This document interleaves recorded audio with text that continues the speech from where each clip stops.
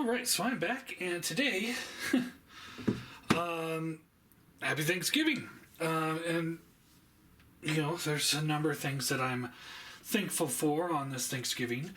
My health overall is improved. A few weeks ago, I blew out my left eye, which is part of the reason why I was delayed on getting these videos up. Like I said, I was hoping to be done by Halloween. But yeah, I blew out my left eye. My right eye is the one I had the stroke in, so for a minute there it was kind of difficult to see. So it was kind of hard to do a video. But the doctor said that one's going to heal on its own, and for the most part, as of now, it's pretty much better. I still get some flashing lights in it now and then, but yeah, so I'm thankful for that. We got our save the dates mailed out about a week and a half ago, so I'm thankful for that. Thankful for my friend Chris, sending me these figures to look at, and most of all, out of all of that, I am very thankful that I get to send this back to Chris because I don't like it. Oh my god. This fucking thing.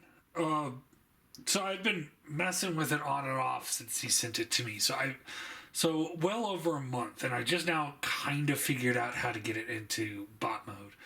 I don't have the time to really sit there and watch a video.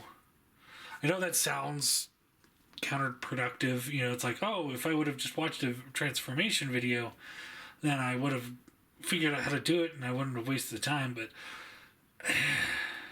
it's just not that fun to do that. The Megatron, the 86 Megatron, I didn't need a video for. The Rat Trap, Masterpiece Rat Trap, I didn't need a video for. It's going to be interesting trying to get him back into rat mode for the video. It might end up being a similar video to this if I can't do it pretty quick. But anyway, it's just that kind of shit becomes more of a chore. And that's one of the things that just kind of crushed my joy or my love of this hobby of collecting Transformers is you get these Transformers that are so awkward and the transformation is just so not fun, and you have to look at the instructions, and then you have to compare it to a video. Transarts doesn't even fucking come with instructions. They come with that little QR code that never fucking works. And that's just not fun. And I know there's people out there that do this for a living. I know Skullface makes money off of that, and Imgo, Optibotimus, all of them. I don't know who's still in the game. I know Bobby is, but that's about the end of my knowledge. I've been so far out of the game that I haven't been paying attention. Anyway, side story there. But these people, they do it for the hobby of collecting. They do it for keeping their channel going. They keep it to make money. This, that, or the other thing, and it's just too much of a chore for me at the moment. I've got we're getting married. We're looking for a new place. We got all those plans that we got to work on. I have to worry about my health, my stress levels, all of that. There's a number of things going on family-wise I won't go into, but those that know. It's a nightmare. But anyway, and then I'm still the general manager of a multi-million-dollar hotel that, thanks to, everything going on in the world, travel isn't up like it was supposed to be. So we're not hitting budgets on anything. So that's stressful and takes a lot of time and effort out of my day. So sitting here mastering a transformer that's not mine is just not in the cards. And I'll just go into my little rant right now on Transarts before we get into this figure itself. They went from one of my top companies with just their first few releases to, like, I'm glad they're done.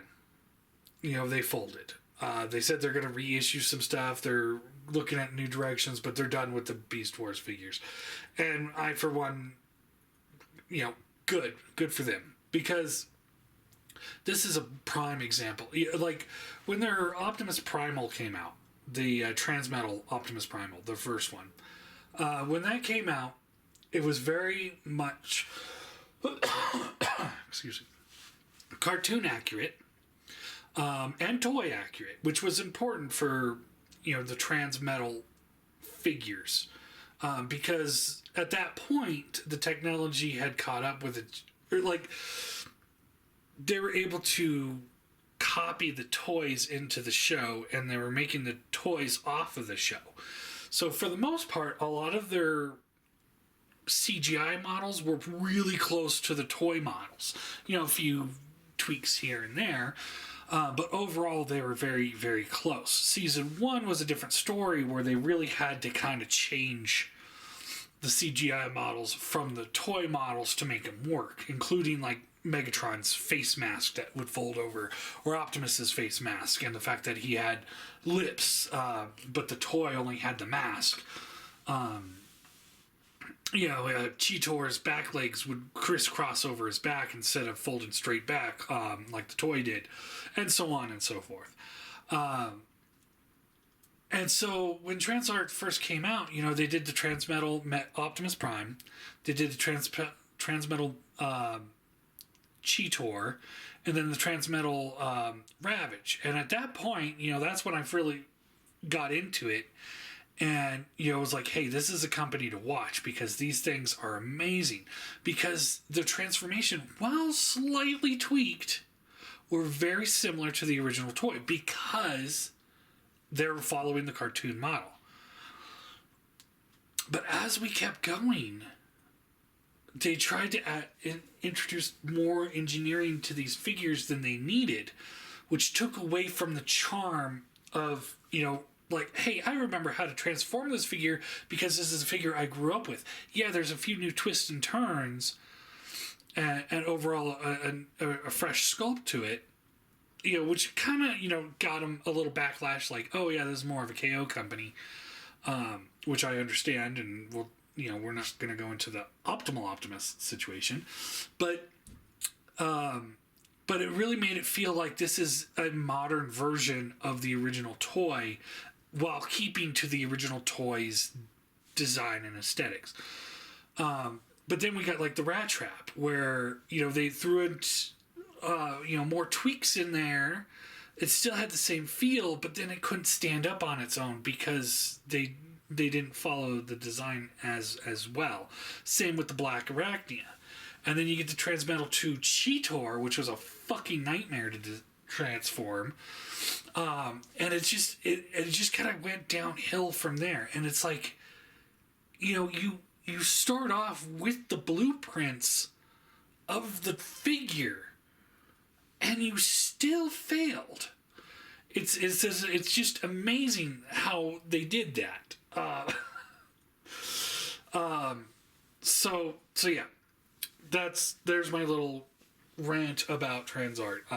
It's just, they had a good thing going. They overdid it. They overcomplicated it. It's a very similar thing that Takara is doing with their transformations, with their Beast Wars stuff, where there's just a few more fiddly bits. Like the Primal was perfect. Like, he was a perfect figure. The Takara Primal was perfect. But then as we go, like, the rest of them are like, man, you've really got to, flip this and twist that. And it gets to this point where it's like, are we just trying too hard to make it overly complicated?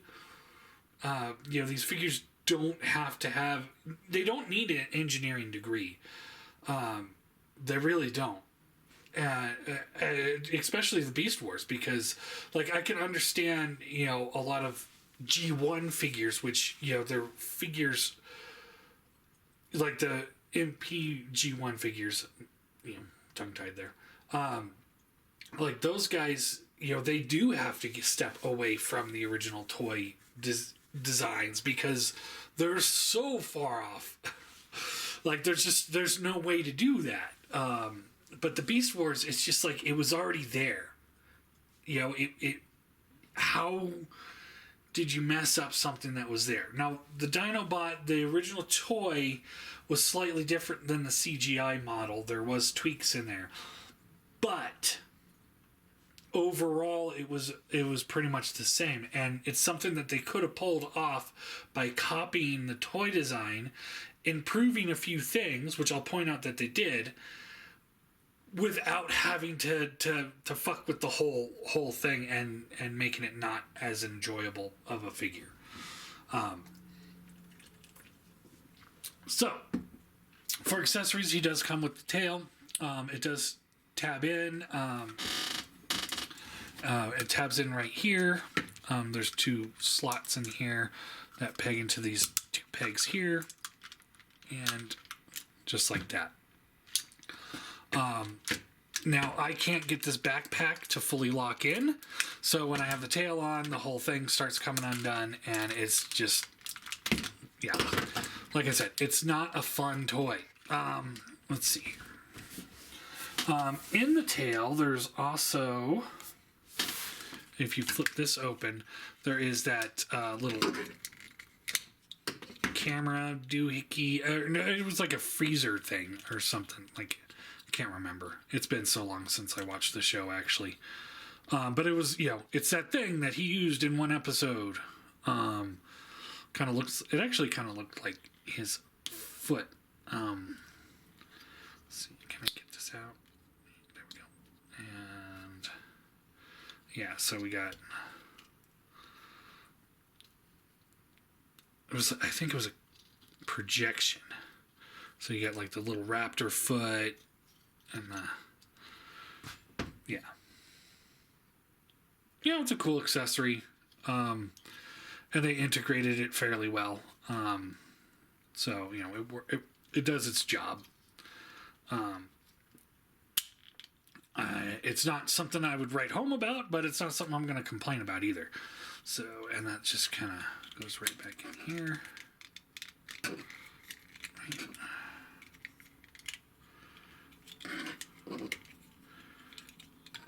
Like this.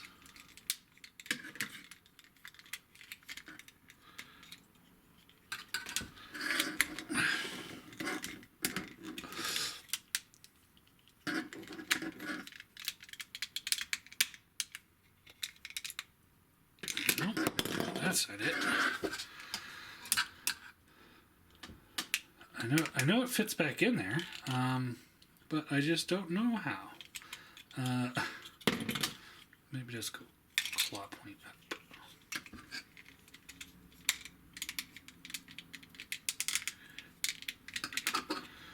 Alright. I'll figure it out later. Or Chris, you're going to get it on its own. So this is all hard plastic, which is an improvement from their Quick Strike, which used all that rubber, which was stupid.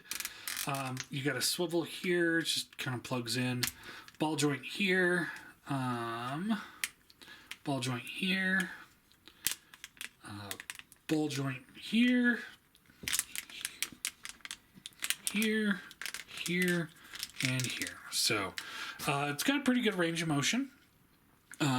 The original toy used mostly soft plastic with a weird, slightly harder plastic that would go in between the thing, the joints, and you could, I believe you could like pull a switch and it would like waggle a little bit, which, you know, it's a good feature that they left out. The head is on it's got a swivel there and on a ball joint. Mouth does open and close. It looks great. Don't get me wrong, it does look great. Shoulders, ratcheted up and down, in and out.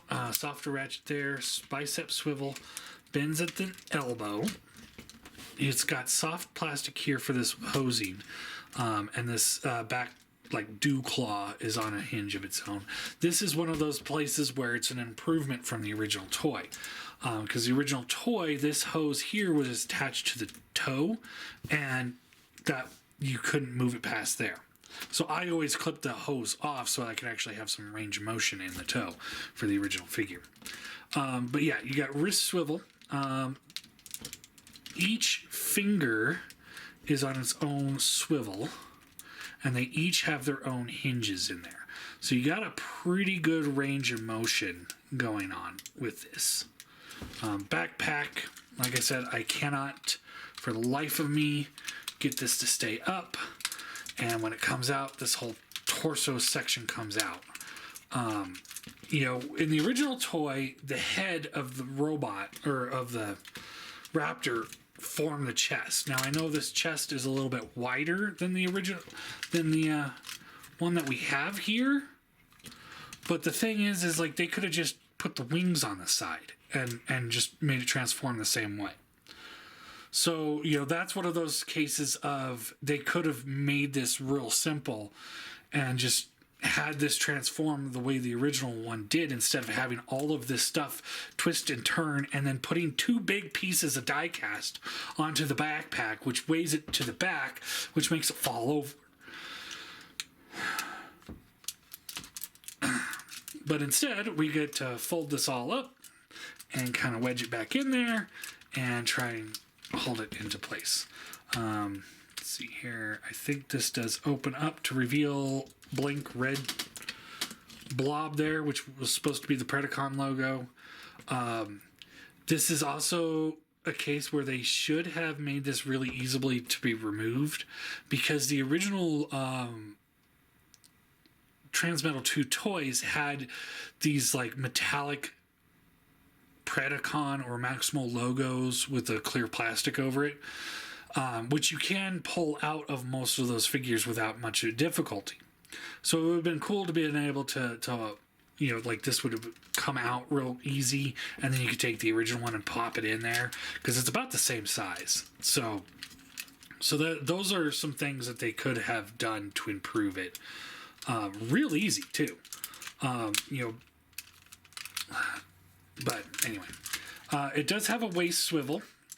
This back piece here is going to get in its way. It does flip out, but then it puts more weight on the back, and then, the back piece will fall out. So, waist swivel here, hips ratchet up and down, in and out, bicep swivel. All of the white plastic, by the way, is this like, it's got like almost a metallic hue to it, which is nice. Nice ratcheted knee. Let's see here. That opens up. I think that's all for transformation. And then the bottom claws, again, we got the softer plastic. Again, similar to the original toy had this, but it didn't hinder anything with the posability with the original one. So you can move the toes up and down, the heel spur down, not really much back, and then each toe has its own hinge. And that is posability. Yeah, I really think that they could have simplified this transformation a lot by following the original toy more. I'm trying to get him to stand, guys. I am really trying. Especially with that torso area. I think that would have made it a lot simpler. Putting that big, heavy piece of die cast on the back was a bad move. But otherwise, it's a beautiful piece. It really is. If you're into the, Beast Wars and the Transmetal 2, which I am, if I were to go down the collecting road again, I'd probably pick up the original one and just pick up, go with original Beast Wars toys, because it still holds up to this day. I wish I had one here to show it off against him. I don't remember where the last one I had ended up.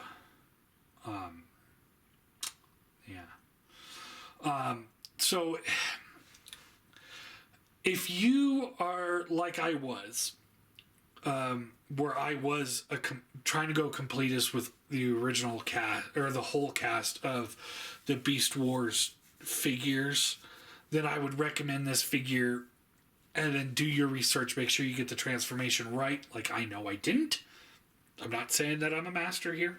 I'm just saying I tried.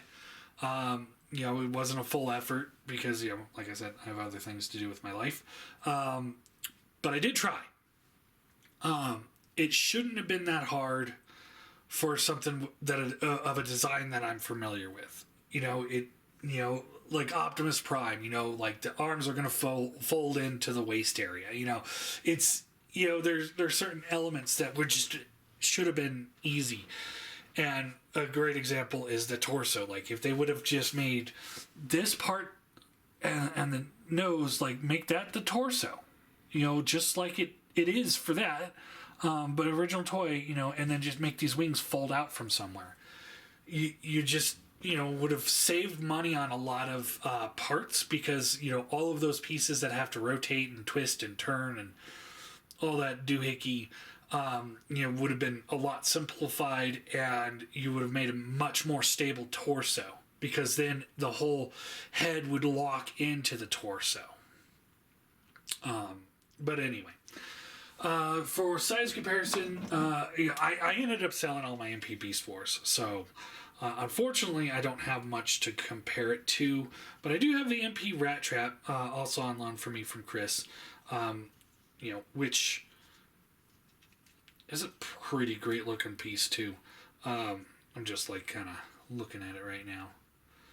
I think he was going to send me the Rhinox at one point, but I told him not to.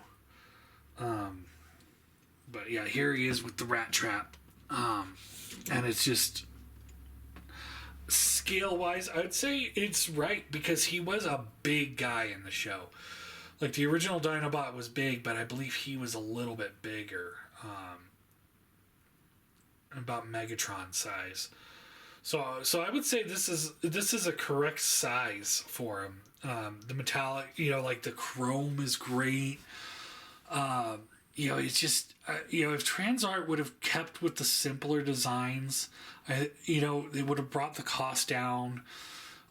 They would have been able to iron out the issues with other parts. Like this piece here is loose.